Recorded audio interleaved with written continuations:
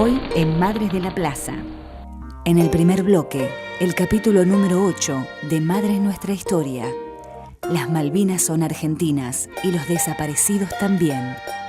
A continuación, en Memoria Compartida, Eve en la televisión española. En el segundo bloque, la marcha número 1877 del jueves 10 de abril de 2014.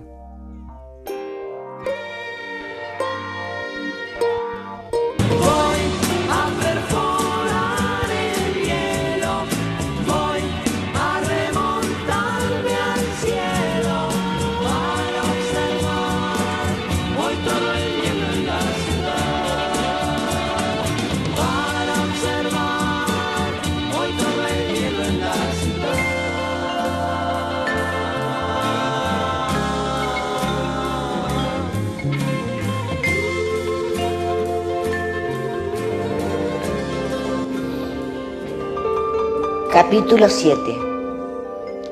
Las Malvinas son argentinas y los desaparecidos también. El 2 de abril de 1982, tropas nacionales desembarcaron en Puerto Argentino y procedieron a izar la bandera celeste y blanca.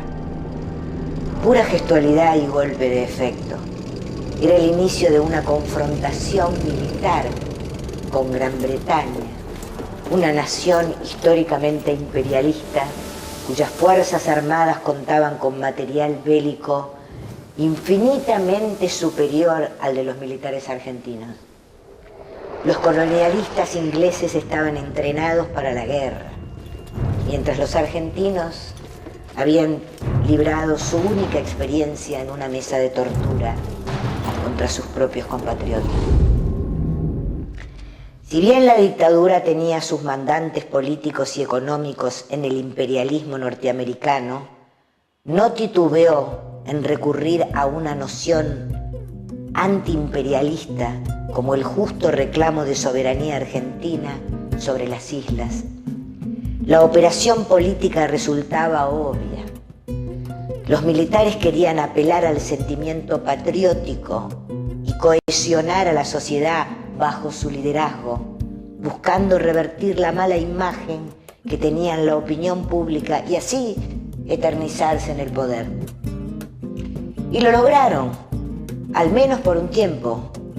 En la tarde del 2 de abril de 1982 y una semana más tarde también, miles y miles de personas colmaron la Plaza de Mayo para saludar la gesta de Malvinas.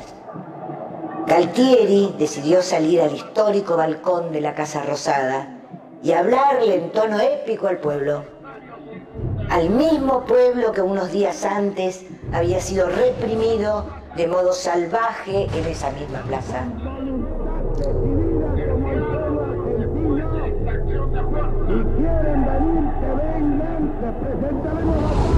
Las madres de Plaza de Mayo nunca dejaron de reclamar por los desaparecidos. Pero el sentimiento falsamente nacionalista que afloró en la población hizo que el progresivo apoyo popular que iban sumando a sus reclamos decayera. Las madres siguieron yendo a la Plaza de Mayo, jueves a jueves. El 30 de abril de 1982, al cumplirse el 5º aniversario del inicio de su lucha, ellas también marcharon, esquivando provocaciones. La euforia popular por la avanzada militar era tan grande que se convertía en el escenario ideal para que la hostilidad hacia ella se multiplicara como durante el Mundial del 78. Los genocidas pensaban que los ingleses no responderían militarmente. Pero una nación imperialista, la más colonialista de la historia contemporánea, jamás lo iba a permitir.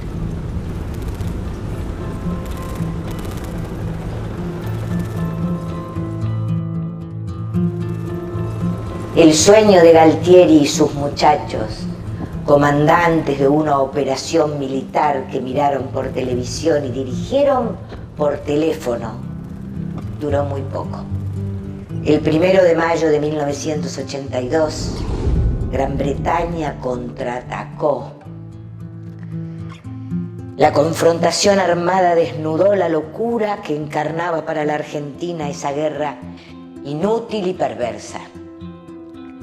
Fue en tales circunstancias tan dramáticas para el país y muy particularmente para las madres, que de ella surgió una consigna con la cual enfrentar la situación. Las Malvinas son argentinas y los desaparecidos también son argentinos. ¿Cómo conseguir levantar el reclamo por los hijos desaparecidos sin colisionar totalmente con el sentimiento popular ni aislarse? Esa era, y lo seguirá siendo, una constante de la praxis política de las madres. Conversar con su pueblo, interpelarlo, comprenderlo, exigirle, convocarlo, sin mediaciones.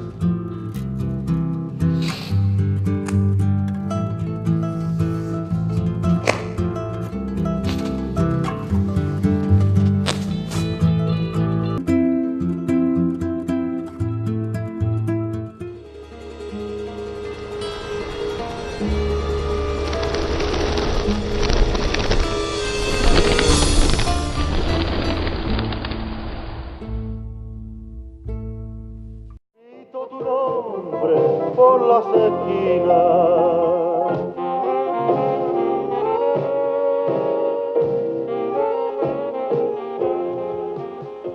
de Carlos Cano, ese precioso montaje, realmente habla de las madres de la Plaza de Mayo, ironiza, ridiculiza a aquellos que les llamaban a ustedes las locas de la Plaza de Mayo. ¿Conocía, supongo, esa canción? Sí, la conocemos, la entregó a las madres y, bueno, hay mucha gente que nos ha tildado de locas, algunas cariñosamente, y nosotros no nos afecta.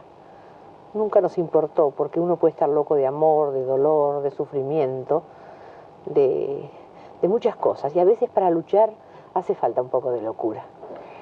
Un poco de locura, de amor, dice. Han pasado 15 años, aproximadamente, 14 en un caso, 15 en otro, desde que los paramilitares se llevaron a sus hijos y a su nuera también. En todo este tiempo, ni una palabra, ni un mensaje, ni un gesto. ¿Dónde se sustenta entonces la esperanza? Bueno, siempre fuimos un movimiento de esperanza, ¿no? Porque si no hubiéramos tenido esperanza no estaríamos en la calle.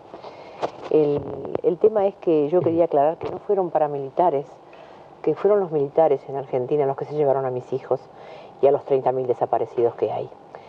La fuerza se sustenta en saber dónde uno va y qué uno quiere. Y cuando uno ve que lo que los hijos de nosotros queríamos nace en otros hombres y en otras mujeres, que es un reclamo muy ferviente por la justicia, por la vida, entonces uno va tomando mucha fuerza, y cuando uno sabe dónde va y qué es lo que quiere, tiene fuerza y pierde el miedo. Las dos cosas que nos adjudican a las madres, ¿no? Que no tenemos miedo y que tenemos mucha fuerza. Y creo que eso uno lo logra cuando sabe a dónde va y qué es lo que quiere. Mire, me resulta, señora Bonafini, muy duro, ¿no?, preguntarle esto, pero ustedes, de verdad, las madres que siguen buscando a sus hijos y las abuelas que siguen buscando a sus nietos, ¿ustedes tienen la esperanza de recuperarlos con vida? ¿Ustedes creen que pueden estar todavía en algún rincón de la Pampa o de la Antártida con un destacamento militar o paramilitar custodiándolos? ¿Realmente creen ustedes que los pueden encontrar? No. El reclamo de aparición con vida es un cuestionamiento al sistema, este sistema que se cae en muchos lugares y que se aplica permanentemente. La aparición con vida es porque nadie nos dijo qué pasó con ellos. Entonces, si a una madre le secuestran los hijos y no hay ningún responsable que dice yo me los llevé o yo... Entonces, ¿cómo uno lo va a dar le va a decir al gobierno o a los militares, sí, yo reconozco que están muertos? Es como volverlos a asesinar. La única manera de seguir en la lucha es reclamarlos esa aparición con vida que tiene vigencia permanente, porque la aparición con vida es una consigna que se ha hecho carne en el mundo. Hay muchas cosas que pasan en todas partes, desgraciadamente, y esta consigna de las madres ha tomado muchísima fuerza. Nosotros no los vamos a volver a asesinar, reconociendo la muerte sin que nadie nos diga quién dijo que debían desaparecer, quién los secuestró, quién los torturó, quién los asesinó, quién los fusiló, quién los enterró, qué jueces corruptos participaron, porque hay certificados de defunción que dicen tal o cual fue muerto en un enfrentamiento cuando sabemos que fueron fusilados, ¿no? O sea, todo esto tiene que estar aclarado antes de que nosotras aceptemos la muerte así, porque sí. Por eso aparición con vida es para defender la vida. Dice usted que nadie se ha hecho responsable de esas desapariciones, pero ustedes saben de personas y se ha Sí, demostrado que han participado en esas desapariciones. Sí, claro. Ahí está el nombre del capitán Astiz, del teniente coronel Seineldín, del general Camps, Hay que fue jefe 3.600. de la policía en Buenos Aires, y por supuesto Videla, Galtieri, etcétera, etcétera. Hay 3.600 asesinos identificados por gente que ha estado en los campos de concentración, que ha sido torturada, o gente que ha reconocido, muchas madres que han reconocido a los que hacían el operativo en su casa, que iban por los techos, que buscaban a los hijos, y muchas madres que desgraciadamente vieron asesinar a sus hijos en las puertas de sus casas. Y no están identificados. Quien no quiere hacer nada por condenarnos es la justicia y los gobiernos que hemos tenido constitucionales, que primero parecían que iban a hacer algo y después realmente hicieron las leyes, como Alfonsín de obediencia de vida y punto final, y ahora el doctor Menem, que ha perdonado a los pocos que quedaban en la prisión. Y un asesino en libertad pone en peligro la libertad de todos. Estamos hablando de un genocidio, 30.000 personas, 30.000 desaparecidos. Estamos hablando de una carnicería y de sus carniceros, que están sueltos, que están libres. Eso es un drama, por supuesto, pero yo no sé qué le parece a usted. Quizá haya otro drama, particularmente para ustedes, y es que quizá la sociedad argentina les está invitando a que se olviden. Ya sé que es muy fácil, porque al que no le falta un hijo en casa no es lo mismo que se lo hayan quitado a una vecina. Pero ustedes no sienten como si la sociedad argentina 15 años después les dijera, ya basta. Bueno, yo creo que hay una parte de la sociedad que quiere olvidar y otra parte que no. Por eso las marchas de las madres son acompañadas por miles de personas, ¿no? Yo creo que si toda la sociedad argentina quisiera olvidar, realmente no hubiera participación de la gente en nuestras marchas. Hay una parte, claro, la parte que se siente un poco culpable por haber callado, por haber omitido, por haber silenciado, por no haber participado, por haber pensado que en algo andarían. En fin, hay muchas cuestiones por las que la gente quiere olvidar, ¿no? En cambio, una gran parte de la población que dice no olvidaremos, no perdonaremos, que es la consigna de las madres, que nos acompañaron en la última marcha, más de 60.000 personas. Entonces creo que en todo el país hay hombres y mujeres que apoyan con grupos de apoyo a las madres de Plaza de Mayo, porque creen en nuestro trabajo, porque creen en nuestra lucha, porque nuestra lucha es por muchas razones, no solamente por encontrar la justicia, que creo que es la principal, que el pueblo tiene hambre, pero tiene dos clases de hambre, hambre de justicia y hambre del estómago. Y estamos trabajando en los dos sentidos, porque los gobernantes argentinos no se dan cuenta que el hambre mata más que las balas, por las mismas razones, por aplicar un plan económico a fondo, por el que indica el imperialismo, en este caso Estados Unidos. Viaja permanentemente la gente del Fondo Monetario a la Argentina a decir qué es lo que tenemos que hacer. Sabemos que no vamos a recuperar a nuestros hijos, pero los hemos recuperado en otros hombres y mujeres que luchan, en otros hombres y mujeres que nos acompañan. Además, ese buscar a los 30.000 no fue fácil para cada madre. Es como socializar la maternidad. Uno empieza por lo personal, por lo propio, y de repente se da cuenta que solo eso no sirve, que hay que unirse, que hay que ser más amplio. Entonces el buscar a otros también nos hizo encontrar en otros a nuestros propios hijos. Entonces eso para nosotros ha sido una cosa que nos hace sentir bien, porque esa familia que fue destruida por los militares argentinos se recompone a partir de otros jóvenes y otras mujeres que están en esta lucha tan difícil pero tan hermosa, porque es una lucha de amor, de esperanza en nuestro pueblo, de esperanza en los hombres de todo el mundo que nos tienden las manos. Carlos Menem, el presidente de su país, ha hecho unas declaraciones últimamente, y algunas de estas noticias que hemos recibido esta noche están en relación con ello, hablando de facultar al ejército argentino para actuar en caso de conmoción interior. Citamos textualmente. Sí, ha hecho una ley. ¿Qué interpreta usted por esto? Ha hecho una ley, justamente porque a los militares primero les dieron la libertad. La libertad, el perdón, la conciliación, la amnistía, punto final, obediencia de vida. Y ahora les dan la posibilidad de intervenir internamente porque los necesitan para reprimir. Para eso los dejaron en libertad.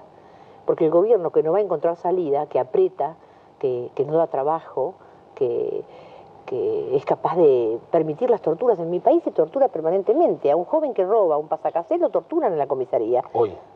En 1990. Sí, y lo torturan con las torturas más refinadas, más sádicas, que son las sondas internas aplicadas en los genitales. Los destrozan, no sirven más como seres humanos. Y hay varios casos en distintos lugares pequeños, pero que están, en donde están asentados estos monstruos, que perdonan los mismos gobernantes que después los usan para reprimir. Porque la salida es esa, según parece para el doctor Menem, es pagar la deuda a costa del hambre del pueblo y reprimir al pueblo cuando se le va a reclamar trabajo o comida.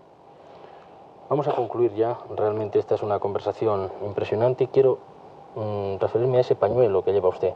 Porque he leído la documentación para preparar esta entrevista que ustedes simbolizan con ello los pañales de sus hijos. ¿Es así? Sí, la primera vez que usamos en la cabeza el pañuelo fue un pañal de nuestros hijos. Luego se transformó con el nombre y cuando socializamos la maternidad le pusimos Aparición con Vida, Madres de Plaza de Mayo. ¿Y usted lleva en su pañuelo el nombre de sus hijos? No, lo hemos sacado porque los buscamos a todos. Hubo una época en que sí, que cada una salió por lo personal se convirtió en colectivo y hoy el pañuelo blanco es símbolo en muchos lugares de la lucha por la vida, por la justicia, por la libertad, contra el hambre, la miseria, la degradación. Las madres hacemos política sin partidismo, pero la política unida a la ética, a la moral y sobre todo al amor y al sentimiento, que creo que se está olvidando demasiado en este mundo.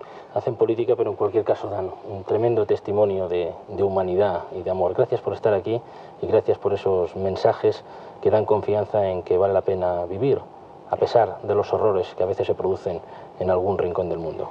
Gracias a ustedes y vale la pena vivir mientras uno tenga amor en el corazón.